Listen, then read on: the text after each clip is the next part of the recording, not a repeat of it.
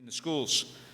Our speaker, Mr. Dan Schnur, will be in the Dead Poets Society lecture hall of the Lowry Building, fourth period, if others are interested in hearing him. He is a great professor and student of politics. He runs a great politics institute at the University of Southern California. I was pleased to hear him this summer and really excited to have him here in Nashville. Join me in welcoming Mr. Dan Schnur.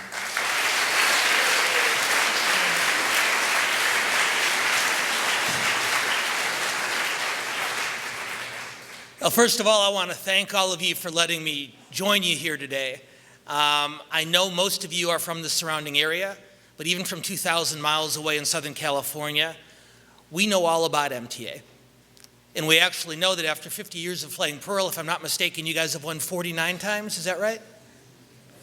Apparently not, okay. But you're going to win tonight, is that right? That was not the most confident yes I've ever heard. You're going to win tonight? Good hosts that win. I like that. Those are the best hosts. So I'm really happy to be here today. And Brad, I want to thank you for the invitation and for that very, very kind introduction. It may not have sounded like all that much of an introduction to many of you, but we started school at USC this week, just like you guys have. And just earlier this week, having my first classes, I told my students when their first paper was due and how long it was going to be. So that is the nicest thing that anyone has said about me in public all week long. Thank you very, very much. So here's what I do. I teach at the University of Southern California. I teach classes in politics and in communications and in leadership. But my full-time job, as your headmaster just mentioned, is I run our Institute of Politics, which means it's my job to work with our students, University of Southern California, undergraduate and graduate students alike, to work to get them more involved and more motivated to participate in politics and government and public service. And it's a really fun job. It's an amazing job. Over the course of my career before becoming a teacher, I worked on 4 campaigns for President of the United States and 3 campaigns for governor of our state. This is the best job I ever had because I get to work with really smart, really hardworking, really determined people like all of you. Well, like most of you. You're not, are you? Okay, I'm not sure. Okay. Like most of you. I'll let you guys vote later. What's your name, I'm sorry? Cameron, you know I'm just giving you a hard time, right? Okay, he can handle it. Anyway, so I get to work with really smart, really hardworking, really determined students like you to help them understand how they can make a difference in their communities, how they can make a difference in society, how they can make their city, their state, or their country a better place to live. And like I said, it's a great job. In fact, I believe it is the 3rd best job at USC after our university president and our football coach. This year we play Alabama in our first game. So this year I've got the 2nd best job at USC. You guys are a little bit closer to this than I am, and we're confident, but something tells me you're going to do better against Pearl than we are against the Tide, so we'll see. So listen, I was asked to talk today about the presidential election. And I know you're all aware about this upcoming election, except for maybe him.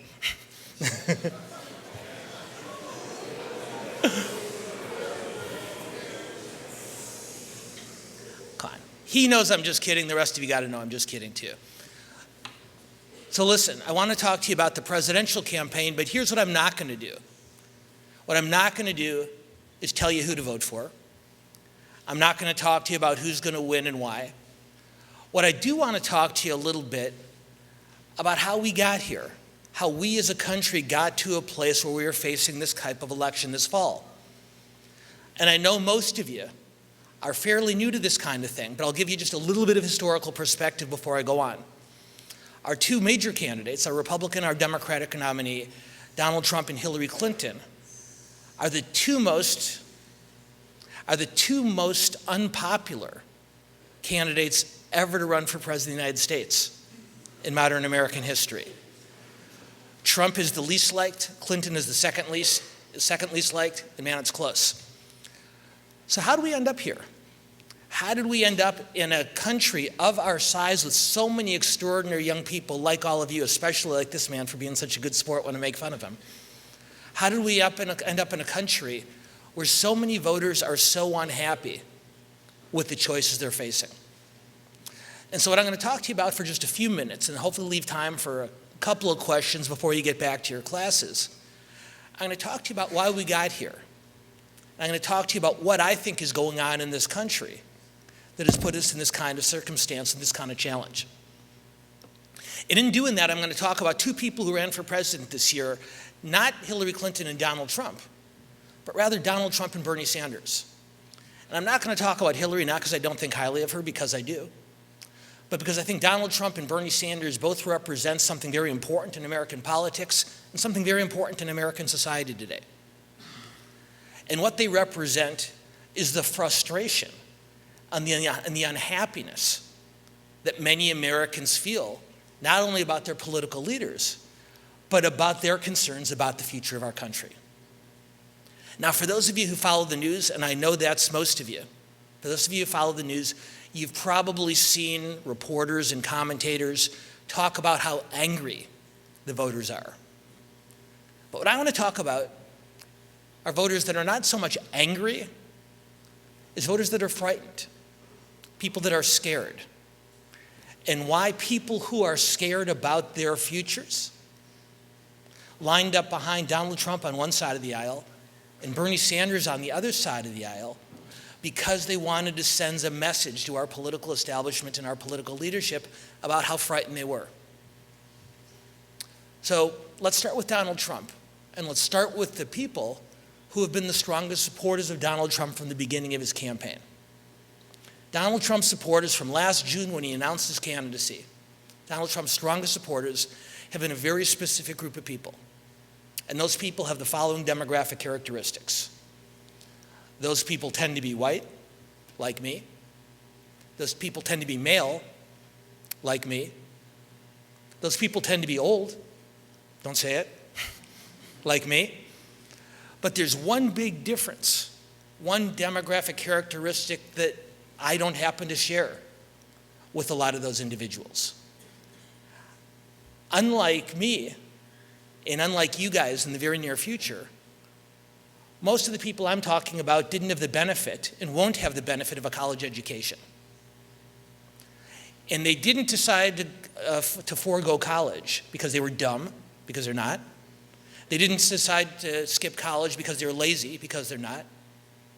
They decided not to go to college because 10 years ago or 20 years or 30 years ago, when they were getting ready to graduate from high school, somebody they knew and someone they respected told them, you don't have to go to college. It's okay.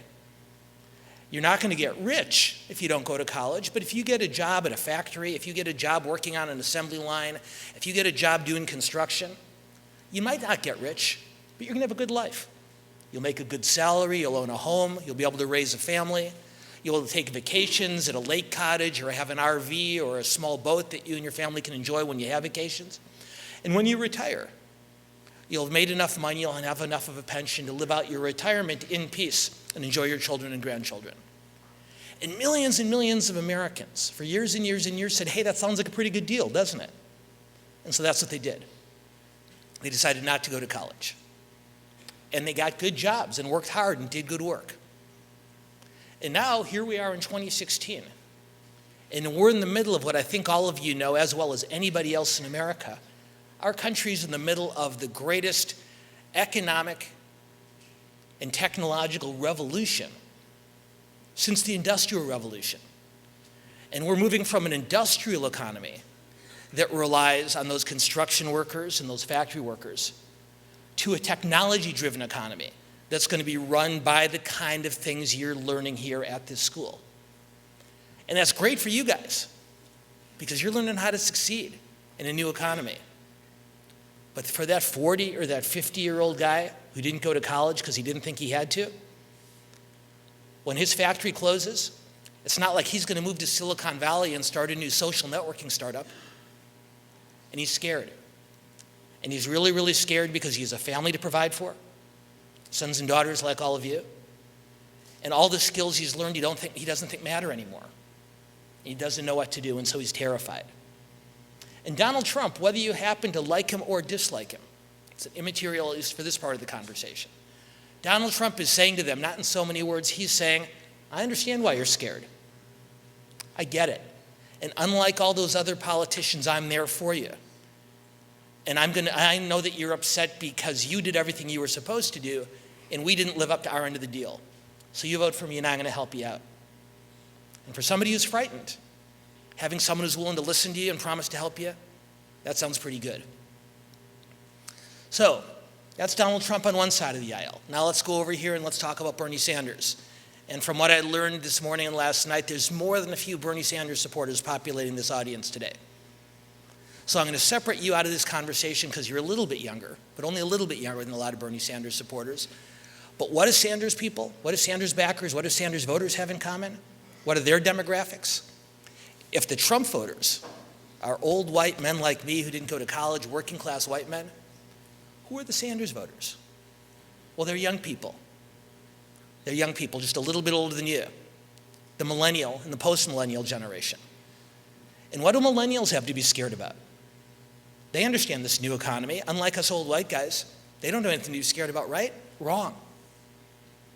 Because these millennials, the ones who just graduated from the University of Southern California and from Tennessee and from Vanderbilt and excellent schools all over this country, just like those working class voters who are supporting Donald Trump, they did everything they were supposed to do too, just like you're doing all the right things.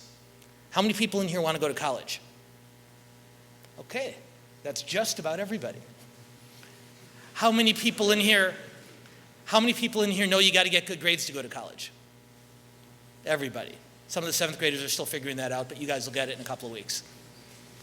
How many people in here know that getting good grades isn't enough to get into college? Okay. What else, and you can, I'll ask you to raise your hand. Aside from getting really good grades, what else have you learned? I'll ask the juniors and the seniors here. What else do you have to do to get into a good college, aside from good grades? Who has an idea? Yes, over here. Service, absolutely. What else do you have to do? Test scores. Good ones, bad ones? Good ones. Okay, thank you for clarifying. Got that? Okay. Okay.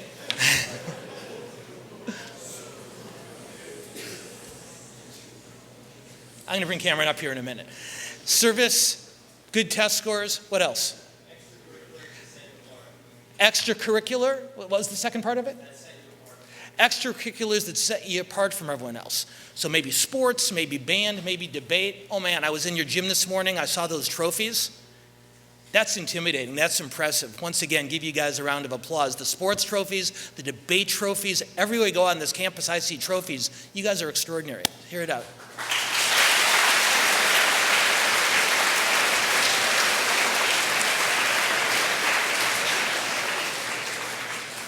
All right, so good grades, good test scores, extracurriculars, service. Anything else? What else do you think? What else do you think? He's almost raising his hand. What's your name here, pal? In the cool tie? Cool tie. What else do you have to do to get into college? I'm sorry? Okay. I heard a voice in back. What did I hear? What's that? You need to have a plan, absolutely.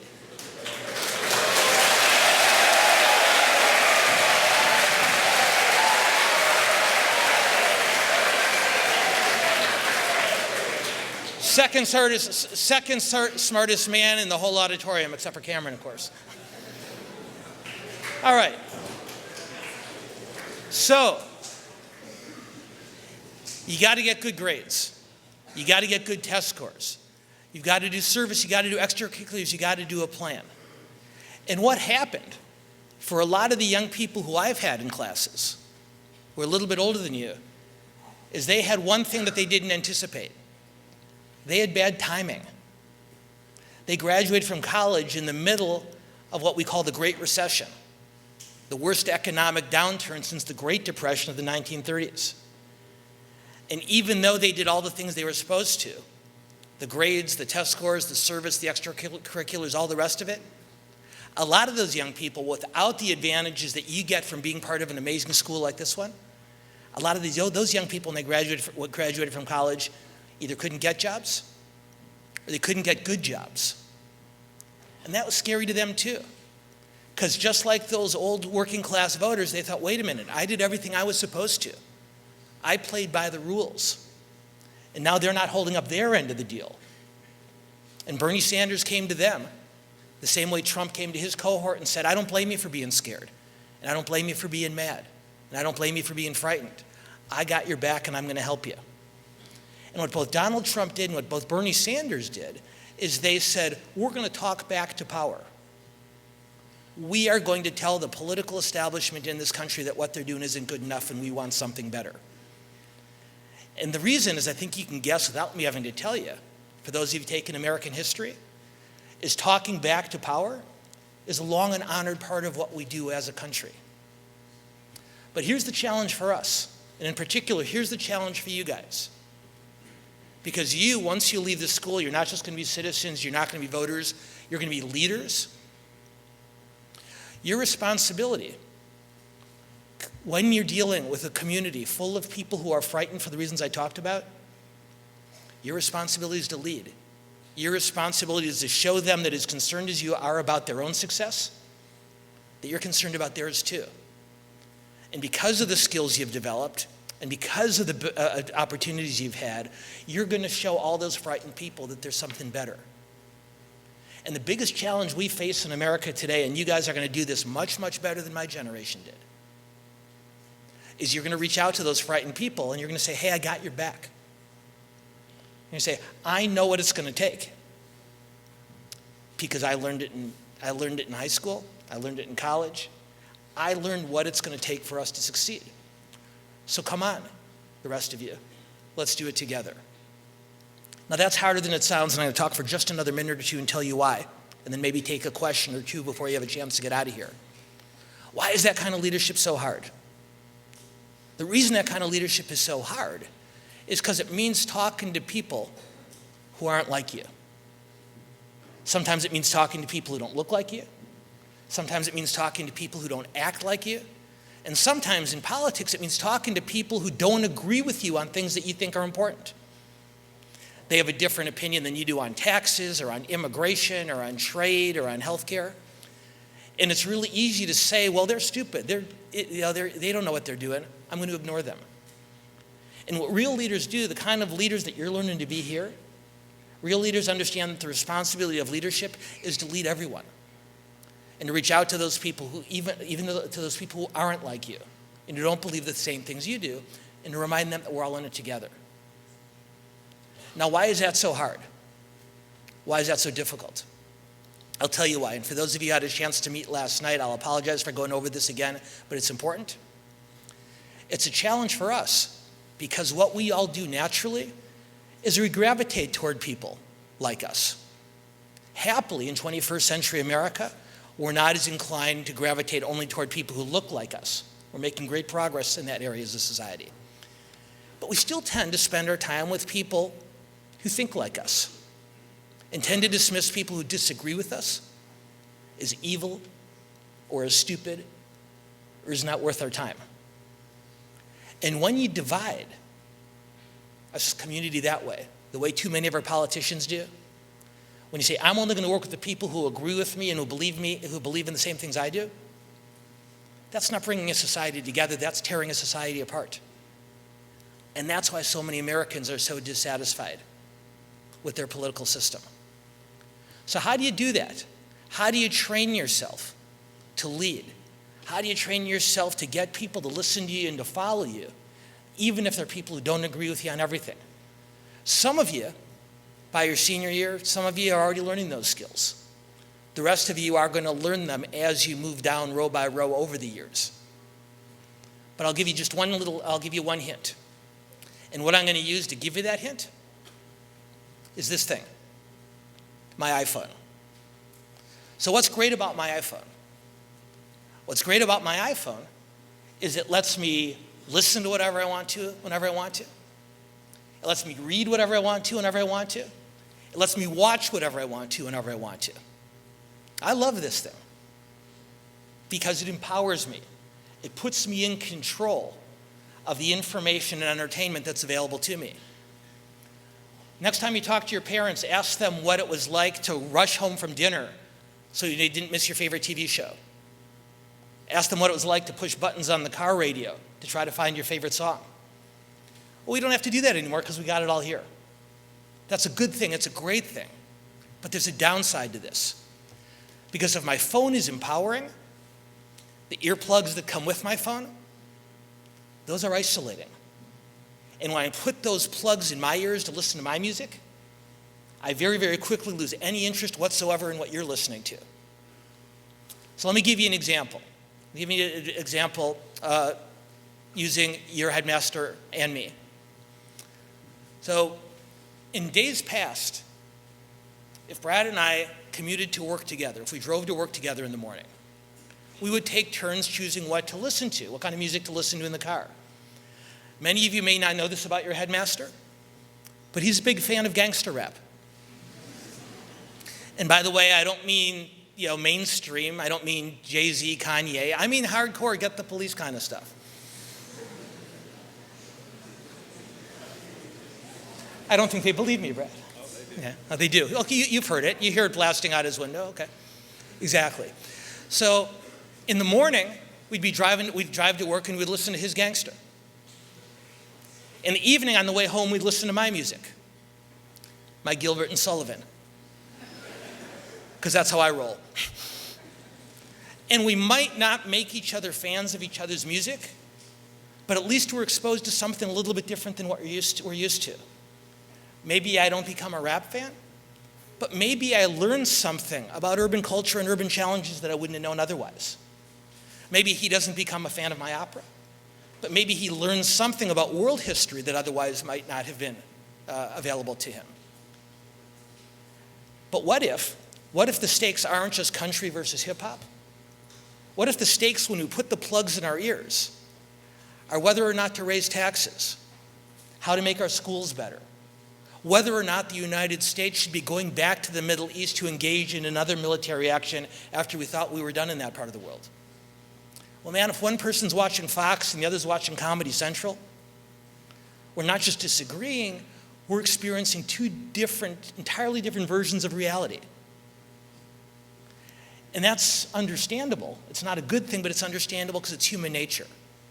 Because what does human nature teach us? Human nature teaches us that we want to talk to and we want to listen to the smartest people in the world. That's why Cameron and I get along. I want to talk to the smartest people. I want to listen to the smartest people. I want to read the smartest people. Who are the smartest people in the world? The people who agree with me. And I might find those people on one talk radio station, and you might find them on another. You might find them on one podcast. I might find them on another. You might find them on his Facebook page. You might find them on his. But we isolate ourselves and we surround ourselves with people who believe the same things we do.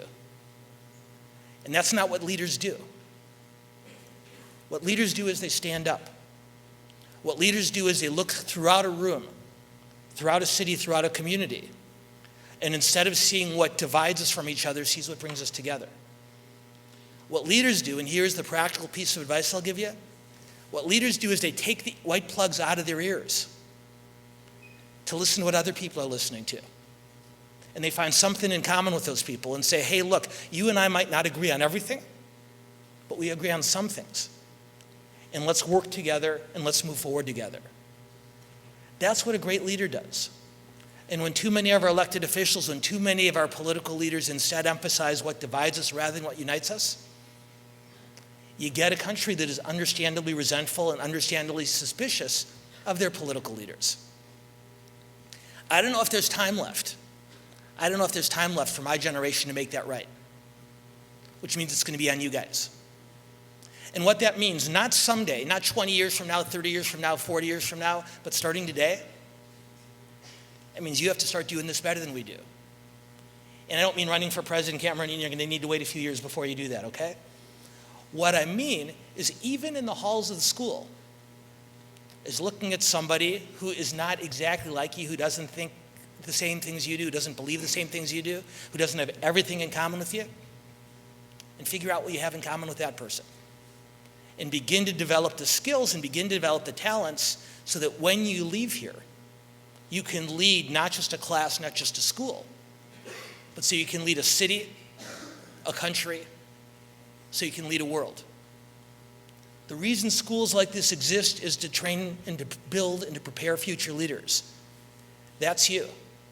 But if there's one lesson you can take from your parents' generation and from mine, is the way you lead is to bring people together. And the way you bring people together is to understand what's important to other people, even if it's not the same thing that's important to you. And the best way to understand is to take the white plugs out of your ears and start to listen. Thank you very much.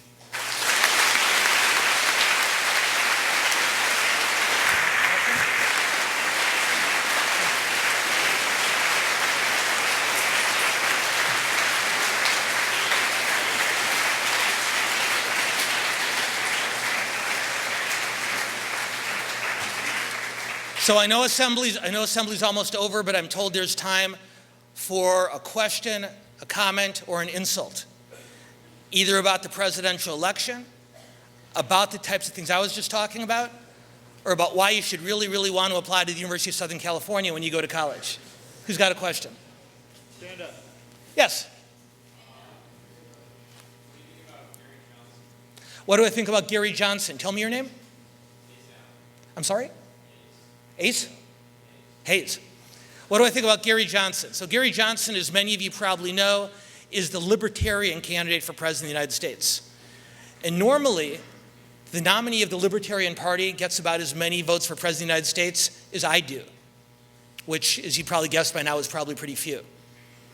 This year, Gary Johnson's getting a lot of support. Almost 10% of Americans want to vote for him. And the reason for that primarily is there are a lot of Republican voters, a lot of conservative voters who are very unhappy with Donald Trump as their party's nominee and are voting for Johnson, who is not as conservative as many Republicans on some issues, but is more conservative than them on others. And while he might not be perfect, he's the closest, most available option to them. Just like a lot of Democrats who are disappointed in Hillary Clinton, who are supporters of Bernie Sanders, are now supporting Jill Stein, who is the Green Party candidate for president. So now, my guess is, most of you, like most human beings in America, know a lot more about Hillary Clinton and Donald Trump, the Republican and the Democrat, than they know about Gary Johnson or Jill Stein, the Libertarian or the Green Party candidate. And the only way for either Johnson or Stein to change that is to get in the presidential debates. So this fall, 3 times, starting on September 26th, Donald Trump and Hillary Clinton are going to debate. And the question is whether your friend Gary Johnson is going to be allowed to join them or not. In order to get on that debate stage with the 2 party nominees, he has to be able to show public opinion polls that get him to 15% support among Americans. Right now, he's at about 10 or 11%. Whether I think Gary Johnson should be president of the United States or not is not particularly relevant. But I think he does deserve a chance to stand on a stage with the party nominees and have his voice heard and let voters make as informed an opinion as possible. One more question. One more question. Young man standing in the back. Do you actually think Donald Trump has a plan when he becomes president, or do you think that he just uses a lot of bigotry? Do I think that Donald Trump has a plan if he gets to be president? Or what was the end of the question? Uses just a lot of bigotry and a lot of words just to please people. Okay. Does he have a plan, or is it a lot of bigotry? So before I answer your question, I know you guys are going to have to leave in a minute. And I tell you something about the way I teach my classes at SC. I tell my students there that I have enough respect for you as students at age 18 or 19 or 20 there, or at age 14, 15, 16, 17, 18 here. I have enough respect for you guys that it's not my job to tell you who to vote for and who not to vote for. I have very, very strong opinions on this, and if you want to know what they are, you can catch me afterwards, or you can Google Dan Schnur and Donald Trump, and you'll see what I think about this. But in front of an audience like this one and in a classroom, I don't think it's the instructor's job to tell you what to think, but rather to help you learn how to think to make the most informed decision you can. So here's what I'll tell you about Donald Trump within those parameters. I think that when Donald Trump announced that he was running for president 14 months ago, I don't think he had any idea in the world he might actually have a chance of being the president of the United States. Donald Trump, through his career in business and his time on The Apprentice and the other things that he's done, has always been very, very effective at drawing attention to Donald Trump. Have any of you ever heard of an old basketball player by the name of Dennis Rodman? Does that ring a bell? A lot of you have heard of Dennis Rodman. Dennis Rodman once said, the only bad press, the only bad media coverage is an obituary. Otherwise, he says, all press is good press. I think Donald Trump believes the same thing. So he started running, I think, not because he wanted to be president, but because he wanted to bring attention to himself. And I think what he realized as he began running is there were a lot more people than he thought who were scared for the reasons I was talking about. I've never met the man, so I can't tell you what's in his heart. What I can tell you, though, is the kind of things that he says on the campaign trail that have made you so understandably concerned. The kind of things he says on the campaign trail are the kind of things you tell people when they're scared. Because when you're scared, you look for someone to blame. And when you look for someone to blame, you look for someone who's not like you. You look for somebody who doesn't look like you, who doesn't act like you, who might not be as good an athlete or as good in debate as you are. You look for someone else to blame, you look for someone else to make fun of. I do the opposite, as you could tell. I look for who I think is the most impressive person in the room and I make fun of him instead. Oh, yeah. But, make no mistake about it, and I'm not telling you whether to vote for him or not, because Secretary Clinton is very talented at making people afraid as well. When you look for a leader, don't look for someone who blames the other guy. Don't look for someone who blames someone who doesn't look like you or doesn't act like you. Look for someone, as I was saying earlier, who's going to bring you together. Do I think he's a bigot? Like I said, I've never met the man. But I know that there are so many frightened people in America who are looking for someone to blame for their fear. And the best leaders don't appeal to those fears. They remind us what we have in common. And they remind us that if we work together, we can accomplish anything. And if there's a lesson I can leave you with, that's it. Leaders lead. They don't run from frightening things. They walk toward them. Leaders don't put other people down. Leaders bring people up. Leaders don't look for differences to exaggerate. They look for commonalities to unite. That's what leaders do. And I know that every single one of you, whether it's in politics, whether it's in business, whether it's law and medicine, you've got the qualities to be that kind of a leader. So starting this afternoon, start doing it. Best of luck.